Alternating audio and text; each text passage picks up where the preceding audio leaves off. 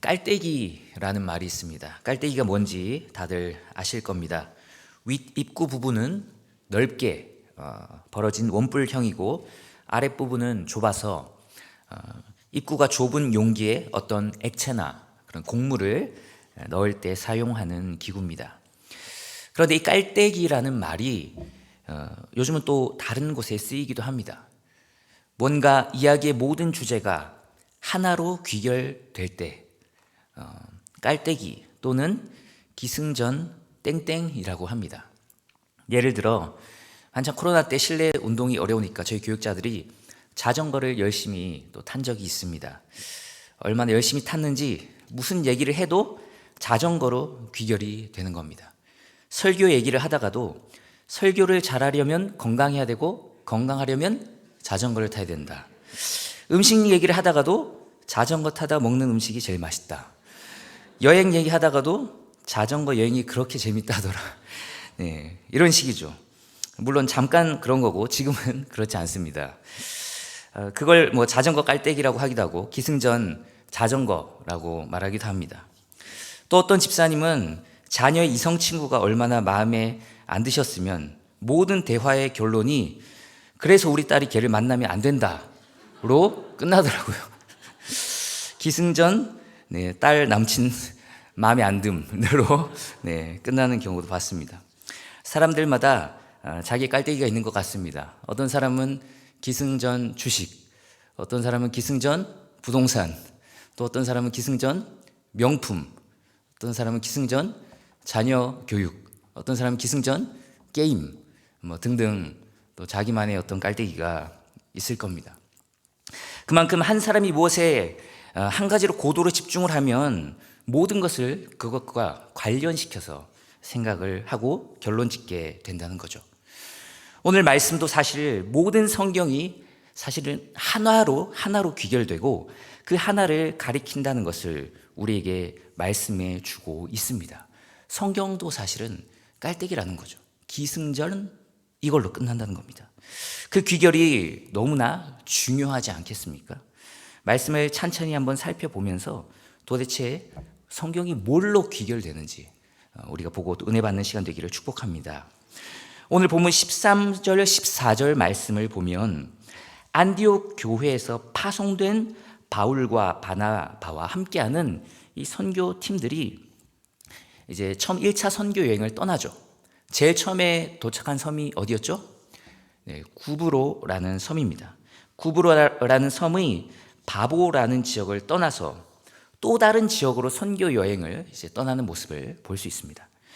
바보에서 배를 타고 대륙으로 이제 들어옵니다. 항구에서 멀지 않은 버가라는 지역에 도착을 하는데 거기서 이제 마가복음의 저자 마가 요한은 그들을 떠나 예루살렘으로 돌아갔고 이제 다른 일행은 버가를 지나서 비시디아 안디옥이라는 지역에 이르러 본격적으로 선교 활동을 하기 시작합니다. 한번 PPT에 지도를 띄워주시면 감사하겠습니다. 저기 보이는 섬이 구브로 섬인데 이제 저 섬을 떠나서 이제 버가라는 연안의 해변에 가까운 그 지역을 지나서 내륙으로 한 200km쯤 쭉 올라가면 저기 비시디아 안디옥이라는 지역이 있죠. 네, 이제 그곳으로 가서 복음을 전하는 내용이 이제 오늘 말씀입니다. 이제 안디옥은 안티오쿠스라는 헬라 출신의 수리아 왕의 이름을 딴 지명인데요. 굉장히 여러 군데 안디옥이 있습니다. 16군데나 있다고 해요. 특별히 바울을 파송한 교회도 무슨 교회죠? 네, 바울과 바나바를 선교 여행으로 파송한 교회도 안디옥 교회잖아요. 그러니까 그 안디옥 교회도 이제 안디옥에 있기 때문에 안디옥 교회인데 그 안디옥은 수리아 지역에 있기 때문에 수리아 안디옥이라고 부르고 지금 바울이 선교하러 온 저 갈라디아 지역의 안디옥은 비시디아 지역에 있어서 비시디아 안디옥이라고 부릅니다. 그래서 성경에서 비시디아 안디옥이라고 나와서 이제 안디옥 교회랑은 다른 곳이다라는 것을 이제 말씀하고 있는 거죠. 이 비시디아 안디옥은 교통과 무역의 중심지였습니다. 교통과 무역의 중심지. 바울의 선교 여행을 보면 그 특징이 있는데요. 늘 교통과 무역의 중심지에 가서 복음을 전하는 걸 우리는 보고 또 알 수 있습니다. 지금으로 말하면 어디에 가서 복음을 전하는 걸까요? 두 글자로 시골이 아니라 도시, 맞습니다. 도시에 가서 복음을 전하는 거죠. 시골을 싫어해서 시골에 가지 않은 것이 아니라 복음이 좀 더 효과적으로 퍼질 수 있도록 전략적으로 그렇게 한 것이라고 볼 수 있습니다. 이 바울 일행은 안식일에 이 비시디아 안디옥에 있는 회당이라는 곳에 들어가서 복음을 전하게 되는데요. 이 회당은 복음을 전하기에는 최적의 장소였습니다. 구약 성경을 보면 성전에서 하나님을 예배하는 것이 중심에 있죠. 그래서 성전이 중심에 있습니다. 예루살렘에도 회당이 있지만 특별히 이스라엘이 나라를 잃고 흩어지기 시작하면서 흩어진 디아스포라 유대인들이 하나님을 예배하고 자녀들을 교육할 수 있는 장소를 정하고 건물을 짓습니다. 바로 그곳이 회당입니다. 회당, 성경에 나오는 회당. 회당은 유대인들이 유대교의 교훈을 따라서 구약을 가르치고 또 학교와 같은 기능, 자녀들을 잘 그런 말씀으로 교육하는 곳이었습니다. 회당이 생기면서 예배가 구약의 의식 중심에서 신약으로 오면서 경전 중심, 책 중심으로 바뀌는 것을 우리는 볼 수 있습니다. 구약에서는 성전은 한 곳밖에 없잖아요. 그곳에 모여서 의식을 통해서, 제사를 통해서 하나님께 예배를 드렸는데 이제 회당 중심이 되면서 거기서 경전, 말씀을 읽고 그것을 풀어주고 또 적용해주는 그런 말씀 중심의 예배 모습으로 바뀌게 됩니다. 그래서 회당에서의 예배는 지금 우리 예배와 상당히 비슷한 면이 많이 있습니다. 회당 예배 순서를 보면 처음에 신명기 6장 4절 이하를 낭독합니다. 소위 쉐마 말씀이라고 하는 부분이죠. 이스라엘아 들으라, 우리 하나님 여호와는 오직 유일한 여호와이시니 하면서 쭉쭉쭉 나가잖아요. 그 말씀을 낭독하고 기도를 하고 이제 성경을 읽습니다.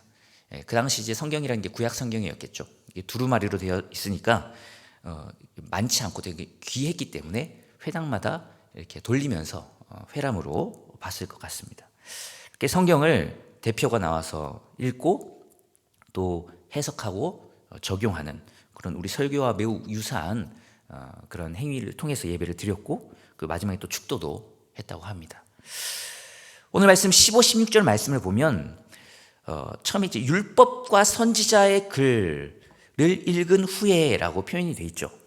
신약에 나오는 모든 율법과 선지자의 글이라는 표현은 구약 성경을 가리키는 겁니다. 구약 성경. 당시 두루마리로 파피루스에 필사된 이 구약 성경이었던 거죠. 이거를 이제 낭독을 하는 겁니다. 누가복음 4장을 보면 예수님이 회당에서 이사야서를 낭독하시고 풀어주시는 장면이 나오는데 보통 회당에서는 이제 구약 성경 구절을 읽고 이제 해설하고 이제 적용한 설교를 했기 때문에 그렇게 한 거죠. 그런데 꼭 말씀을 읽은 사람만 설교를 한 건 아니었습니다. 우리는 지금 제가 말씀을 읽고 제가 설교를 하잖아요. 제가 말씀을 읽은 다음에 김 집사님 일어나서 설교해 주세요 이러지 않잖아요. 네, 박 권사님 일어나서 해석해 주세요, 적용해 주세요 이러지 않잖아요. 근데 당시는 회당에 모인 그 랍비들에게 읽은 성경을 해석하거나 적용할 게 있다면 하라고 권면을 하고 또 그렇게 하도록 허락을 했다고 합니다. 그러니까 설교 방식이 조금 다른 거죠, 우리랑. 본문에서도 회당과 예배를 잘 관리하고 관할하는 회당장이 나오는데 이 회당장이 모인 유대 랍비들에게 성경을 읽은 다음에 권할 말이 있다면 권하세요라고 합니다. 이 성경에 나온 권할 말은 낭독된 구약 성경 본문에 관해 해석하거나 설명하거나 전할 말이 있으면 일어나서 하세요라는 말입니다. 이때 바울이 일어나서 손짓하면서 말을 하기 시작합니다. 바울이 이때다라고 생각했던 것 같아요. 그래서 일어나서 손짓하고 이제 쉽게 말해서 읽은 구약 성경 말씀에 대해서 설교를 하기 시작하는 거죠. 이때 16절을 보면은 이런 표현을 씁니다. 이스라엘 사람들과 및 하나님을 경외하는 사람들아 들으라 이렇게 말하죠. 바울이 이렇게 이제 얘기를 하는데 거기 보면 두 부류의 사람이 등장합니다. 한 부류의 사람은 뭐죠? 이스라엘 사람들이라고 표현된 유대인들이었고 또 한 부류는 하나님을 경외하는 사람들이라고 표현된 사람들인데 이 하나님을 경외하는 사람들이라고 신약 성경이 가끔씩 표현을 하는 사람들이 있습니다. 이 사람들은 할례는 받지 않아서 유대인은 아닌데 100% 유대인은 아니지만 유대인이 믿는 하나님을 믿고 또 섬기고 구약 성경을 공부하기 원했던 그런 이방인들이었습니다. 유대인이 아닌 다른 나라 사람들, 이방인들이었죠. 그래서 유대인이든 이방인이든 상관없이 모든 사람들이 그 회당에 모여서 말씀을 들었던 것 같아요. 그때 유대인을 향해서도 그리고 이방인을 향해서도 모든 이 사람을 향해서 복음을 바울이 전하기 시작합니다. 그래서 13장 이제 17절에서 22절까지 쭉 이제 내용이 나오는데 23절까지 이 내용이 이제 복음을 이제 전하기 시작하는 내용이죠. 처음으로 사도 바울이 선교할 때 구체적으로 복음을 전한 내용이 이곳에 나옵니다. 그 전에 바울이 회심하고 다메섹에서도 활동하고 예루살렘에서도 활동하고 안디옥에서도 말씀을 가르쳤다 이런 내용들이 나오지만 구체적으로 어떤 내용을 전했는지는 나오지 않습니다. 사도 바울이 복음을 전할 때 이런 내용으로 전했다라고 실제로 사도 바울의 그 복음을 전하는 구체적인 메시지 내용은 처음 등장해요. 이렇게 바울이 이제 복음을 전하기 시작하는데 바울은 지금 구약 성경을 전혀 모르는 사람들에게 이 복음을 전하는 것이 아닙니다. 복음을 모르는 사람들에게 구약 성경을 모르는 사람들에게 전하는 게 아니에요. 구약 성경을 잘 알고 있는 유대인과 그리고 구약 성경을 열심히 공부한 하나님을 경외하는 이방인들을 향해 복음을 전하고 있는 거죠. 어떻게 보면 복음을 전할 기본적인 그런 기초 작업, 베이스 작업이 다 돼 있는 상태였습니다. 하나님께서 미리 예비하신 거죠. 그 구약과 신약 사이에 400년이라는 공백기가 있거든요. 근데 그 공백기 동안 하나님이 선지자를 보내지 않으셨지만 아무 일도 안 하신 것이 아닙니다.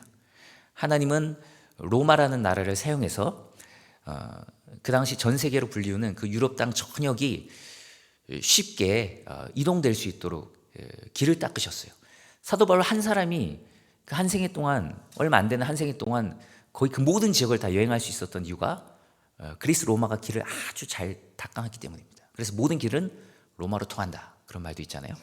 길도 잘 닦아놓고 그리고 회당들도 각 지역에 잘 설치가 될 수 있도록 하고 그리고 유대인들이 곳곳에 분포가 돼 있고 또 유대인들을 통해서 많은 이방인들이 구약이 말하는 하나님 그 하나님이 어떤 분인지를 먼저 배우고 믿을 수 있도록 잘 그런 복음의 기반을 깔아놓으신 거죠.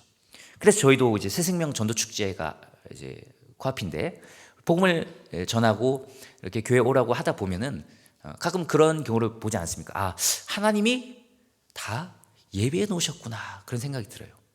어떤 사람은 물을 주고 어떤 사람은 걸음을 주고 그 하나님이 조금씩 자라게 해주셨다가 딱 내가 전할 때 딱 결실을 하게 되는 그런 사람을 만나기도 하죠. 예수 안 그래도 교회 가려고 하는 마음이 약간 있는 상태에서 마지막에 톡 건드려 주니까 갈게 이렇게 되는 거죠. 그럴 땐 저희가 굉장히 기분이 좋죠. 가끔 가다가는 아예 그 안 익은 뭐라 그러죠? 안 익은 무슨 그런 과일처럼 이렇게 복음을 전하면 팍 튕겨내는 경우도 있지만 이렇게 잘 익어서 이제 추수할 준비가 되어 있는 그런 분들 만나게 됩니다. 하나님께서 이 바울을 통해서 유럽 전역에 복음이 전파되도록 이렇게 길을 잘 닦아 놓으시고 구약을 잘 공부할 수 있도록 이제 배경을 깔아 놓으신 거죠. 바울은 그들이 잘 알고 있는 이 구약 성경을 개관을 쭉 합니다. 짧게 개관을 해요. 아브라함으로 대표되는 이 믿음의 택함 받은 조상들과 애굽 곧 이집트 땅에서 이스라엘 백성들을 구원해내시고 또 그 다음에 광야에서 하나님을 향한 불만, 불신으로 가득했던 그 백성을 그럼에도 불구하고 40년간이나 참으시고 가나안 땅을 또 선물로 주셨고 또 선지자 사무엘 때까지 약 350년간 사사를 보내주셔서 그들을 지켜주시고 이스라엘 백성들이 하나님이 기뻐하지 않으시는데도 불구하고 계속 왕을 달라고 인간 왕을 달라고 하니까 또 하나님이 인간 왕을 허락하시죠.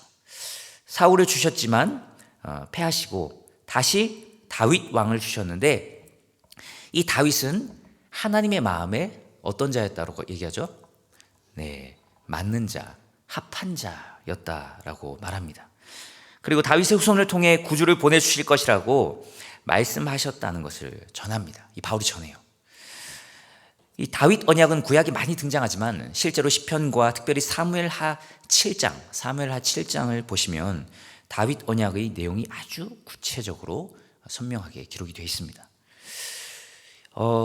유대인과 구약 성경을 아주 잘 아는 이방인을 전도하기 위해서 유대인이 가장 중요하게 생각하는 아브라함과 다윗의 얘기를 꺼낸 거죠. 그러니까 지금 바울이 이 복음을 전하기 위해서 먼저 구약 얘기를 꺼내는데 이 구약 얘기를 전혀 모르는 사람들한테 사실은 이런 게 있어라고 처음 얘기해 주는 게 아니라 이미 너희가 이거 다 알고 있지라고 하면서 그 사람들도 인정하는 이 아는 내용을 말하는 거죠. 먼저 마태복음 1장 1절에 보면 아브라함과 누구의 자손? 다윗의 자손 예수 그리스도의 계보라라고 하면서 시작을 하죠. 바로 이 마태복음도 유대인들을 향해 쓰인 건데 그들이 잘 알고 인정하는 내용으로 시작을 해서 결국에는 예수 그리스도가 그들이 기다리던 그 메시아라는 것을 보여주기 위해서 이제 그렇게 한 것입니다. 지금까지 바울이 전한 구약계관 이 다윗까지 얘기는 듣고 있는 유대인들도 다 잘 알고 동의하는 내용이었다는 거죠. 유대인들도 하나님이 다윗의 후손을 통해서 이스라엘을 놀랍게 회복시킬 것이라는 것까지는 믿고 그 메시아를 기다리고 있었습니다. 물론 메시아를 정치적인 왕으로 오해한 면도 좀 있지만 모든 유대인들이 아브라함의 후손이자 약속된 다윗의 자손 그 메시아 그리스도 구약 용어로는 메시아 신약 용어로는 그리스도 바로 구원자인 그분을 기다리고 있었어요. 그리고 바울이 이제 그 얘기를 하는 겁니다. 그리고 그들이 잘 아는 얘기로 시작해서 그들이 예상치 못한 얘기로 결말을 맺습니다. 23절 말씀을 보시면 23절 말씀 하나님이 약속하신 대로 이 사람의 후손에서 이스라엘을 위하여 구주를 세우셨으니 여기까지는 다 아는 내용인데 그 사람이 누구라고 말하죠? 네, 곧 예수라. 곧 예수라. 정말 담대하지 않습니까? 예수라. 그 유대인들이 모여있는 회당이잖아요. 그러니까 다 이 말을 듣고 좋아할 사람들만 모여있는 게 아닙니다. 굉장히 싫어할 사람들도 같이 섞여 있는데도 불구하고 사도 바울은 담대하게 말하죠. 바로 우리가 그토록 기다리고 있던 그 다윗의 후손이 예수다. 예수다. 곧 예수라. 그분이 바로 예수님이야. 라고 담대하게 선포합니다. 우리도 세상을 두려워하지 않고 그들이 기대하고 예상하고 바라지 않을지라도 바로 우리가 기다렸던 그분이 사실 우리의 소망이 예수 그리스도라고 담대하게 전할 수 있는 그런 담대함과 용기를 하나님께서 주시기를 축복합니다. 바로 너희가 그토록 기다리던 그 구주 메시아 그리스도가 바로 예수다. 예수다. 사실 스데반도 비슷한 설교를 했잖아요. 그런데 스데반의 설교와 바울의 설교 모두 구약을 개관하면서 예수 그리스도께로 귀결이 되는데 스데반은 이스라엘 백성이 하나님이 보내신 지도자들을 거부했다는 것을 강조하는 반면에 바울은 지도자들을 주신 하나님의 은혜를 강조합니다. 하나님이 선택해 주시고 구원해 주시고 또 참아 주시고 또 선물도 주시고 또 약속도 해 주시고 그 약속도 성취해 주신 분 그렇게 은혜를 많이 베풀어 주신 분이 바로 우리 하나님이시다. 그 하나님의 모든 은혜의 절정과 결말, 그 결론이, 그 귀결이 바로 누구라고요? 예수 그리스도다. 이 예수 그리스도 한 분을 보내주기 위해서, 이분을 위해서 사실은 구약의 그 많은 성경이 기록된 것이다 라고 말하는 거죠. 바로는 항상 설교할 때마다 모든 구약 성경을 풀어주면서 누구를 귀결시키는지 아세요? 예수 그리스도로 귀결시킵니다. 단 한 번도 예수 그리스도를 귀결시키지 않은 적이 없어요. 모든 성경은 깔때기에서 한 곳으로 모이는 것처럼 기승전 예수로 끝이 납니다.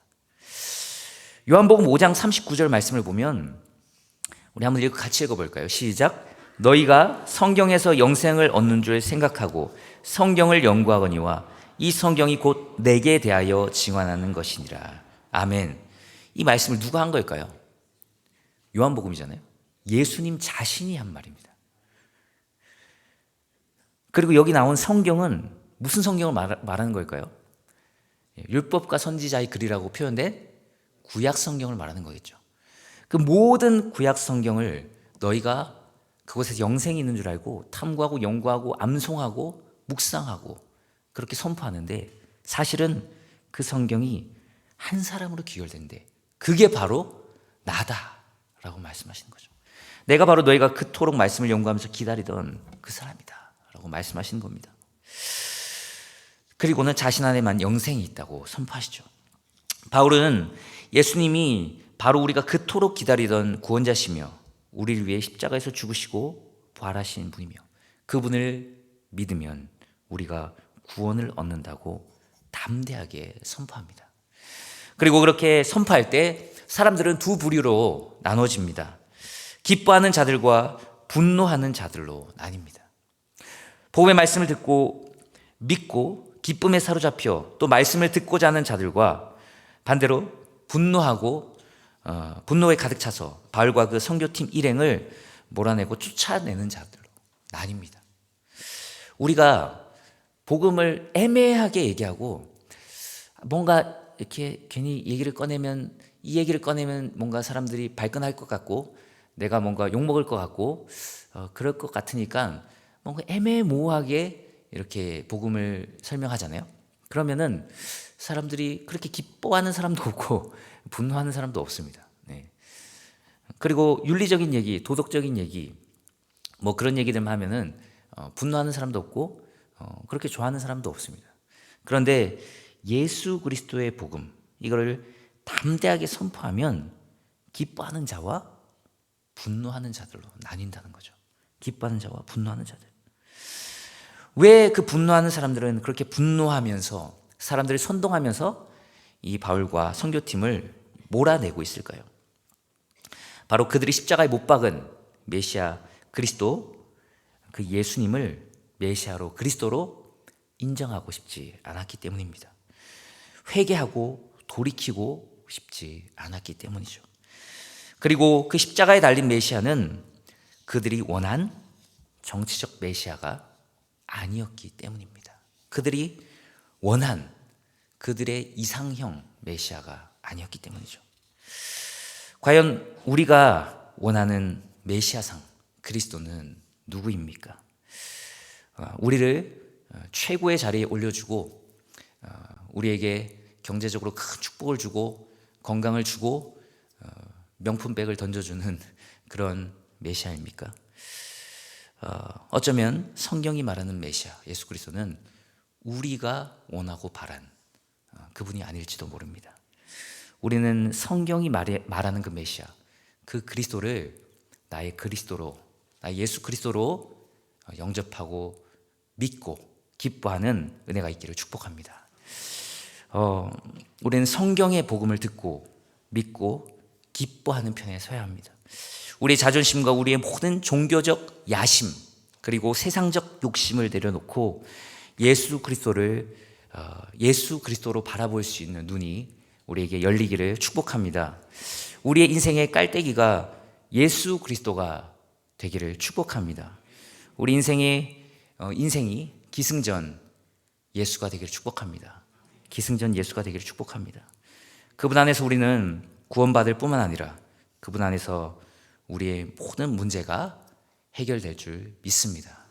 복음 안에서 예수 그리스도의 십자가와 부활 안에서 우리가 생각할 수 있는, 생각할 수도 없는 그 모든 문제가 해결되고 하나님께서 우리에게 큰 은혜를 부어주실 줄 믿습니다. 시간 찬양하고 함께 기도하기 원합니다. 오직 예수뿐이네.